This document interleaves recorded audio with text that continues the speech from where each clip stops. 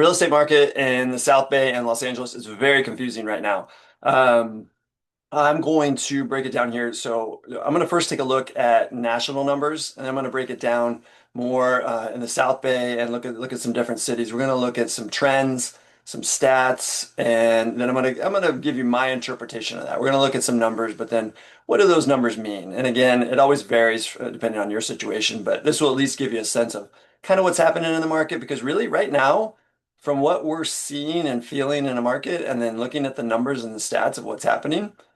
It's kind of two different stories. So I'm going to try to show you that here today, break it down a little bit, and then, you can kind of see, well, how does that fit your situation? What are you seeing? Make a comment. Let me know what you're seeing. We're helping buyers and sellers all over Los Angeles on my team. So we're seeing it really across the board, and it really is kind of market to market, but we're seeing where some things are moving and some things aren't. And so it's a really interesting time right now. And if you're out looking, I highly recommend you talk to an agent and just get a sense of what's really happening in the submarket that you're looking in and the price point and the type of property. There's so many different things that go into it, and it can vary from one to the other. So I highly recommend you reach out to someone if you're not. My name is Ben Larson with the Larson Realty Group. You can always reach out to me, but hopefully, regardless of whether you do or not, you get some good information out of this video. So let's get in and take a look at what we have today. Okay, so we're going to start with home price appreciation. And now I just want to tell you, we'll drill down a little bit later into more local numbers. So I just want to make sure you're aware. These are national numbers. They're different. Every market is very specific. These are national numbers. They do give us an indication, maybe if the numbers aren't exactly the same. The trends a lot of times are. It can vary depending on the region. But I would say, based on from what I've seen of these numbers and what I experienced last year, this trend of what I'm going to talk about here with some of the home price appreciation. I think we felt that here locally in the South Bay as well. And so I'm going to expand on that a little bit here. So first, let's take a look at the graph. We're going to look at a chart month by month. It's each month year over year. So January of 2025 compared to January of 2024. We're going to see a trend of how that goes throughout the year and how it compared to the year before. All right, so let's take a look at that graph here real quick. Okay, so this is the Case-Shiller, the National Price Index. It's a percentage change month over month, like I mentioned. So as we're looking at it here, you can see what happened. And if you've seen one of my other videos where I talked about this, there was an article that said we had the slowest selling season in 13 years. And selling season, when is that? Selling season is typically March through July. And that's pretty obvious. Things slow down, prices are going to go down. So that's what we're looking at here. We actually did have a pretty decent start to the year. I had clients were looking early in the year and there were multiple offers. We were losing out on bidding wars. And then really, you could start to feel it March and April, but right around mid-May is when maybe early to mid-May is when it really started kicking in. And like I said, usually June and July those are that selling season. That's why the article said it was the slowest one in 13 years. That's the selling season. That's when I think things will pick up. And then then you get into August and the fall. Things slow down typically in August, which as you can see here on the chart, the prices actually were a little bit different. I lived this personally. I had a listing. We were on the market and we went on the market right around early May, and didn't have any showings other than open houses through July. So it was shocking, surprising. It was a really nice house, priced well. Agents told me it was priced well, and it just didn't have the interest. And then August, which is usually a slow time of the year, actually picked up a lot. We had probably 20 showings in August and it ended up selling. And so that's why, even though, I say all the time, there's micro markets, everything is very specific to your area and sub markets. Not national is good to look at, but like I was saying a little bit ago, this followed a trend of what I think we felt here locally. And then you can see where things did start to pick up. But looking at it, for the whole year, people hear that number, 1.3%. Some people might actually be surprised. A lot of people that lived it, a lot of agents, they thought maybe we were flat at best, or I mean, 1.3 is pretty flat, but it's up a little bit. Most thought we wouldn't be up at all, maybe down. Number of agents that I've talked to, and I wasn't sure myself, but so seeing nationally, I would say we probably are very similar locally in what that number looks like in the 1.3 range. I'm not going to get it down to 1.3, but in that ballpark, yeah, we probably saw slight appreciation over the year. But that doesn't tell the whole story, right? So let's dive into it, look at it a little bit closer, and see what is the whole story. As you can see, what may have affected that slowdown? Rates went up. We saw this, what was it, 2 or 3 years ago? Rates went from 3% early in the year to 6% 4 months later, very short period of time. And so we saw a major slowdown from when things were really, really busy until they, didn't come to a standstill, but they slowed down considerably and it wasn't moving very much. That's when rates jumped up. Now rates have been bouncing around ever since then. They got up to almost, probably around 8. They've come down into the to high mid to high sixes. And then as you can see here, this is a time where they were high sixes actually bumped up back over 7 for part of that time. And so that makes people put the brakes on a little bit. Not only does it go up, they're like, okay, they're wondering, well, where is it going? And if they haven't found something now, should they keep looking if rates are going to keep going up even more, or they're going to stay where they were? But we saw August things pick back up, and through the end of the year. So what does that mean? Why did that happen? What could have, obviously we're pretty sure what did it. Rates started declining. So prices start rising. And so it's very much a function of rates. It's affordability, and rates declining even a little bit helps affordability, helps people afford more, helps people afford what they wanted to get, brings their payment down to where they needed it to be able to get the home that they wanted. It just and it also gives them, hope because a lot of people are predicting rates to at least slightly keep declining. They can see, okay, maybe that is what's happening. Maybe we're headed in the right direction. And so, or maybe they came down a little bit to where I want them to be, and I'm afraid they're going to go back up. So I need to get in now, which I was telling people at that time, even if we're not trying to just push people to go buy a home. But I would say at that point last year, I was telling anybody that found a home that was a fit for them, I said, jump on it. We have low inventory. Who knows when that home's going to come back up?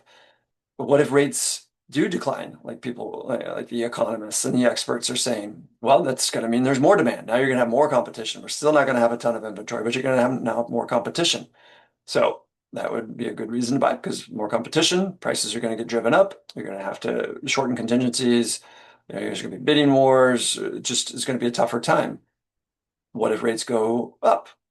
Well, now you're in your house. You've locked in your rate. Now you got what you wanted, and you're going to be there for 5, 10, 20 years, which that's another topic that just came out that, and I think it was either Los Angeles or Southern California. Homeowners are staying in their homes on an average of 20 years, which is way up from like 7 to 10 in the past. So 3% interest rates will do that. So anyway, that's what we're looking at here. That's why we saw this increase. So, but 1.3% for the year, again, that's not the whole story. What's the story we're seeing at this time, leading into the end of the year, leading into the beginning of the year where we are now? Well, the last 4 months of the year, September, October, November, December, we actually saw an annualized appreciation of 4.6%. That's a much different story than 1.3%. Okay, so what else? The last 3 months of the year, we saw an annualized appreciation of 5.3%. So think about that. Where we are going now, people are seeing this, oh, prices only went up 1.3%. Things aren't moving that quick. Maybe people are just they're waiting. But if you look at the real story, where's the momentum? Where's it going? I'll tell you, we're feeling this right now. I'm going to get into this a little deeper when I go into the local market stats, and I'm going to share with you in a little bit here in just a minute. But I'm going to go deeper on that because this is the story we're seeing now. This is the story where I was telling buyers, if you're going to buy, get in. I was telling them this 4, 6 months ago, back when we were coming out of this, we are starting to see rates improve. Even if they didn't, I'm telling people, like I said, if you find the right home, buy it because if we're waiting for rates to get back down to where they were, so say they do keep declining, and I have clients like, yes, I want to see it, down below 6, or I want to see it down at this point. I say, well, how many other people do you think want to see it at that point? So what's going to happen when that comes along and rates do get down to that point? There's going to be so many more people jumping in, and that is what we're starting to see here now after the first of the year. But what I like to do is look back and tell a story of, okay, did we see this coming? Yes. So now that we see it coming, or we saw it coming, we tried talking about it then. If you didn't act at that point, this is where you need to learn from the past and say, okay, we can feel it ramping up, we can feel it competitive. I'm seeing a lot of homes with multiple offers that now if the right home comes along, then you got to jump on it and don't wait. So that's what I wanted to just cover here, so we can look a little bit here. As last year, it started off strong. We had that really slow selling season through the middle of the year, and then we really started picking up momentum, and we saw, a good end of the year, and we've seen a really strong start to the year through January and February. And so now I'm going to get into some market stats covering a little bit about February and where we saw things there. We'll look at some prices, pendings, closings, some of that, and see what the real story is there. And it actually is a little bit surprising. So definitely stick around for that part, and let's go over there and see what that has to say. Okay, so now we talked about what's happening nationally, and like I said, I think the trends we did follow that trend here locally. The numbers are probably going to be a little different, but that's not always the case. Even following the trend, sometimes that doesn't happen. So it was interesting to see those numbers, and having lived it, multiple listings, buyers, everything. My team, we work with people all over Los Angeles. So we know we felt kind of that across the board. But here we wanted to take a look specifically at the South Bay and see how some of the numbers actually are coming in now that we're into the new year. Those were numbers that we felt last year, and that was the momentum we felt going. But we wanted to dig in. Lately, we felt like February was a very strong month. There was a lot of activity. More listings that got multiple offers than I can remember in a long time. So just think about that. That was the feeling going in and I do a mastermind call with agents, and I pull up these stats and I go over it so that everybody's kind of educated. We all study this so that we can stay up on the market and we know what's going on. And sometimes it helps us, sometimes it just confuses us more.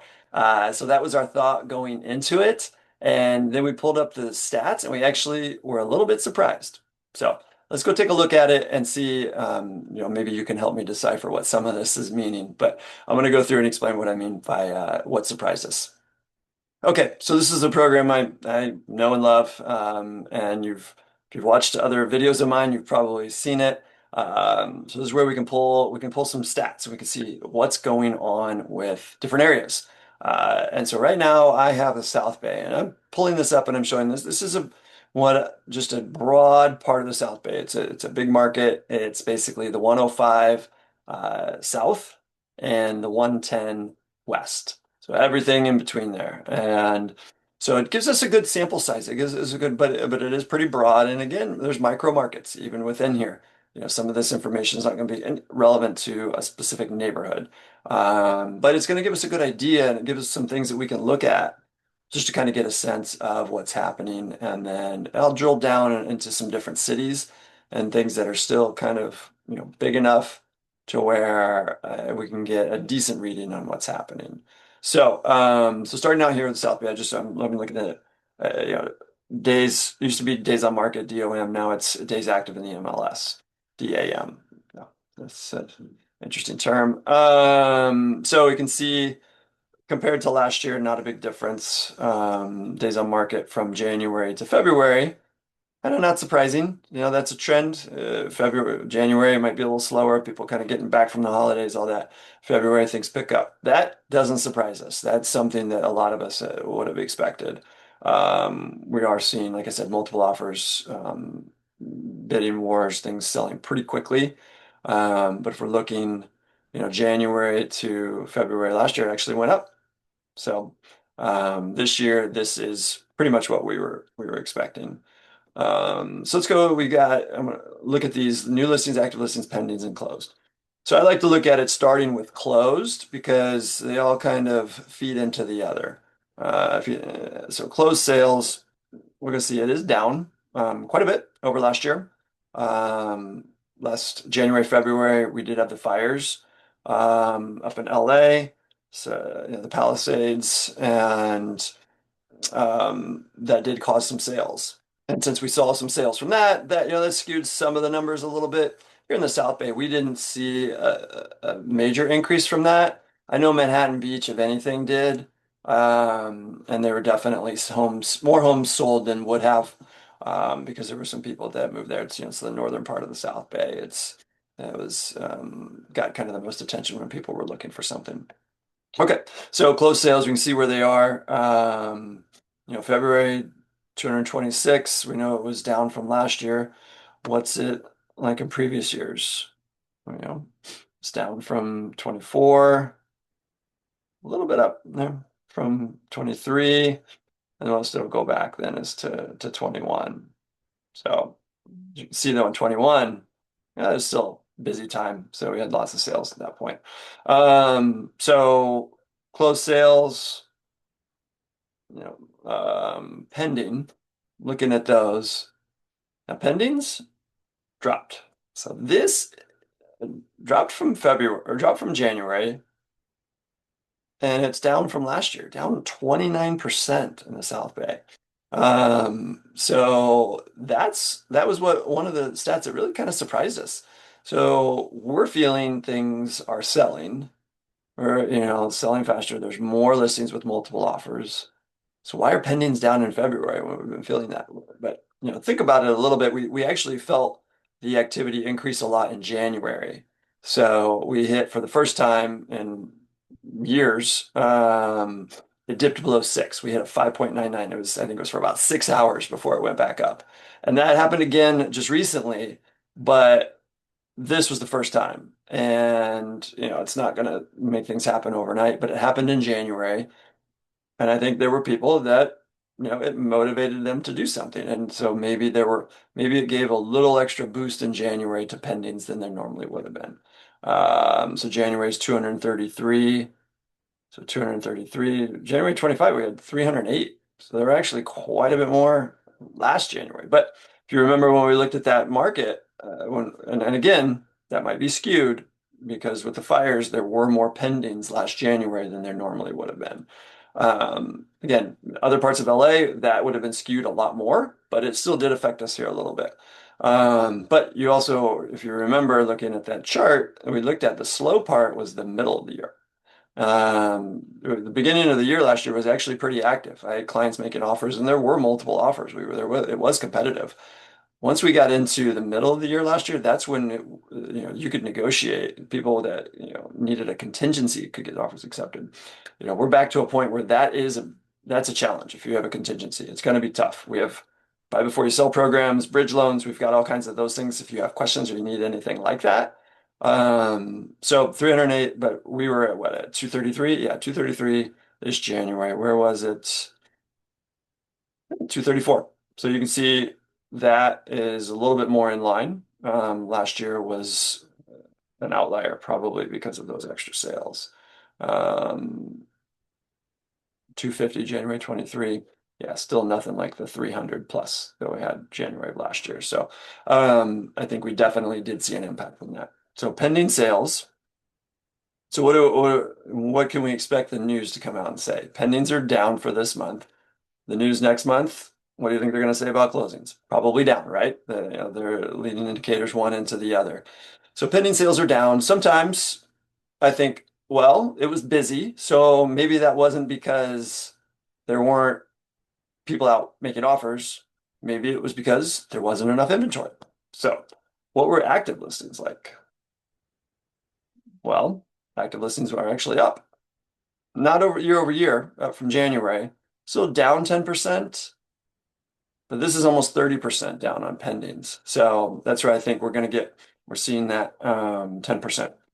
So new listings hitting the market, that's down as well. So multiple agents that I talk to, we all have the sense that the inventory is not there. Even if there are homes on the market, but the good inventory that most people are competing for is not there. And that's why we're seeing multiple offers. When those homes do come on the market, we're seeing more demand for it. And we are seeing multiple offers. And so that's what I think we're dealing with there.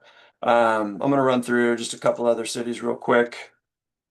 Let's just keep the South Bay here. I'm going to compare Torrance. And what I like to do is use the school district for Torrance because what you're going to see is there's parts of Torrance, if you're not familiar, that's really LA County and LA City. And they do have a Torrance address, but they're not Torrance proper. So I like to look at just Torrance Unified. And then just so I can see a big area like Palos Verdes,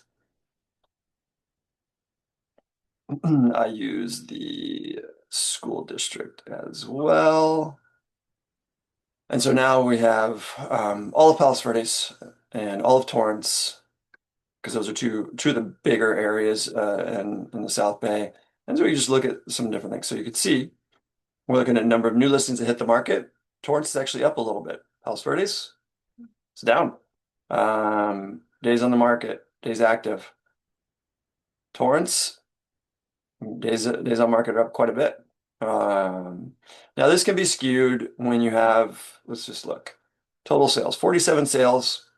Yeah, that's a decent number, but it's not 230. 47 sales, you have a few sales where the days active on the MLS were really long, and that's going to skew things a little bit. Some home that's been sitting on the market forever finally sells. So let's look at median.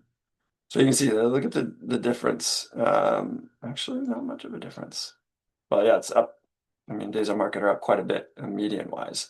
In Torrance, same as South Bay as a whole, and pretty flat for Palos Verdes.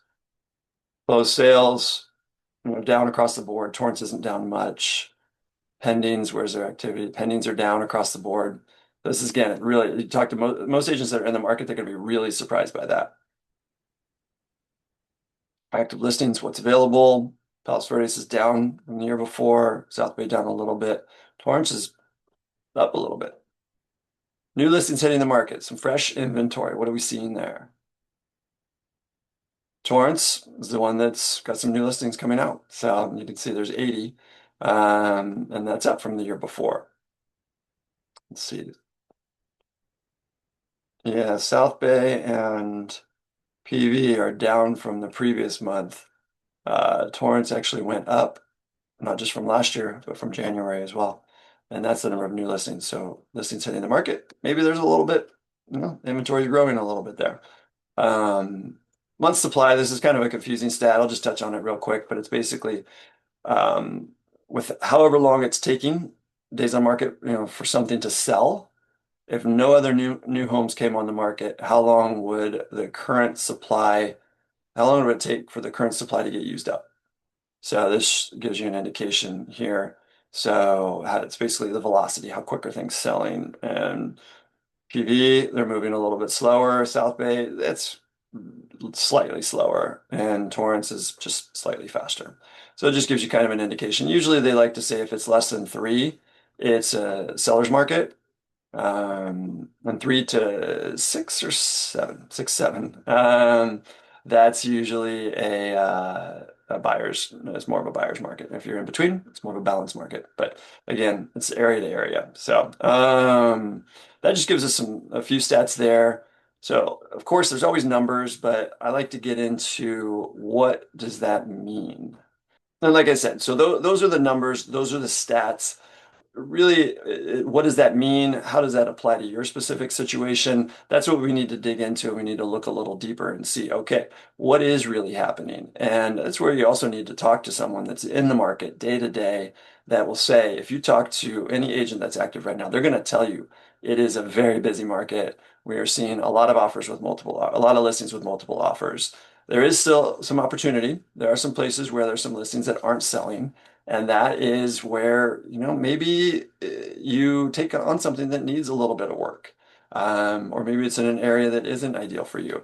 There's chance because it could be an opportunity. It could be something you could kind of make your own. And so that's where we're just encouraging. And, you know, if something comes along that is the right property, then don't wait. Don't, at this point, I'm telling everybody the buyers and I have right now, they're making offers, and they actually were most of them were making offers. They were interested. They're out seeing homes months ago. Just the right thing never came along. But they get it now, what I was saying. If something comes along, jump on it because we can see the trend. There's a lot of pent-up demand. When we can see where that's going, rates are still staying strong. Even if they bounce around a little bit, they go up a little, they go down. They're generally heading in the down direction. We don't have the inventory to support it. I think we're going to have a much busier selling season this year than we did last year. And so buyers that can get in now, I'm highly recommending that they do. And so that's kind of where my interpretation of not just the national numbers that we saw initially, but the local numbers as well too. So check out the video on the screen to get some more information. And thanks for watching. We'll see you next time.